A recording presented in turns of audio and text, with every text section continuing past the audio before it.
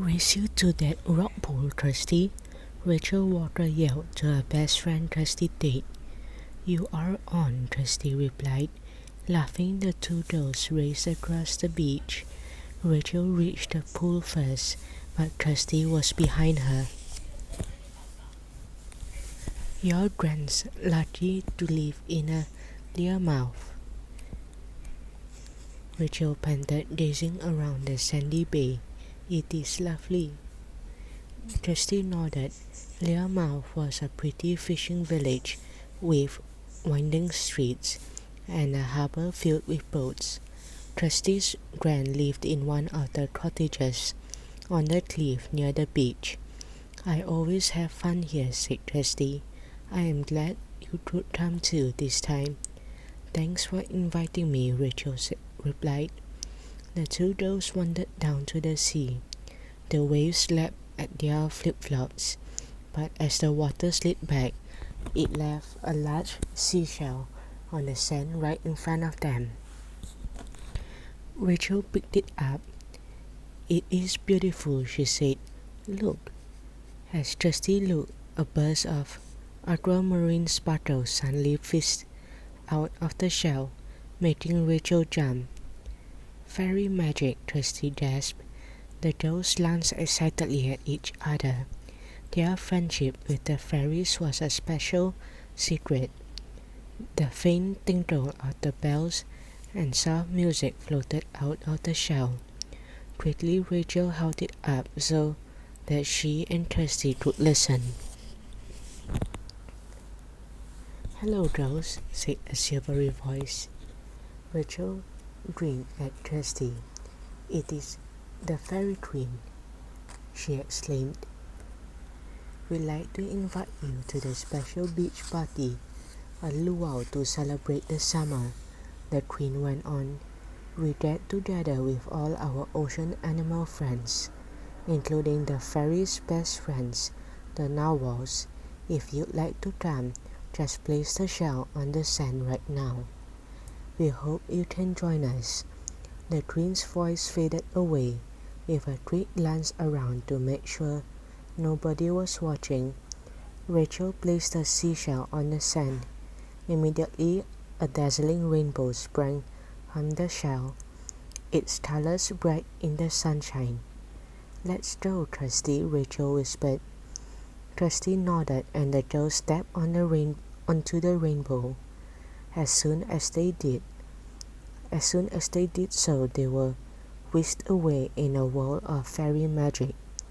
When the sparkles vanished, the girls realized that they had been magically transformed into fairies and now in Fairyland, standing on a beautiful sandy beach next to a glittering turquoise sea. The beach was crowded with fairies enjoying the luau, and the sea was full of magical ocean animals. Trusty and Rachel gazed in awe as they saw a magnificent narwhal leap out of the water. It flipped in the mid-air before landing again with a graceful splash. As the girls stepped off the rainbow, their fairy friends rushed to greet them, including King Oberon and Queen Titania. We are so glad you could come, girls, said the king kindly. Our party would not be the same without you, the queen added. Thank you for inviting us, Rachel and Trusty chorused.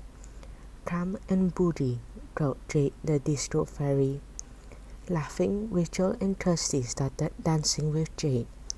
Meanwhile, they could see Melody, the music fairy, conducting the musicians, and the other fairies making drinks and cooking food on a barbecue. The tide's coming in, Rachel remarked to Jade as the waves crept further up the beach. Will the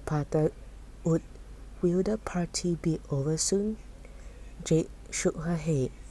No, we are fine as long as we stay above Party Rock, she replied, pointing to a large boulder next to them. but Shannon the ocean fairy can explain it better than I can. A nearby fairy turned and smiled at the girls. She wore a peachy pink skirt, a top of aquamarine ribbons, and a glittering starfish clipped in her hair. "Hi, girls," said Shannon. "Jade's right. The sea never comes in beyond Party Rock, so we and our ocean animal friends can enjoy the party all day long." "Great," Rachel said happily. A little while later, the girls were having fun dancing with their fairy friends when the music suddenly stopped. Everyone turned to see what had happened. "Listen, please," called Shannon the ocean fairy.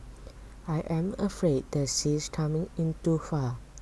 She pointed her wand at Party Rock, and everyone gasped in surprise. The water was splashing around the base of the rock, and the level was still rising. The water never comes in this far," Shannon declared anxiously. "Something is wrong."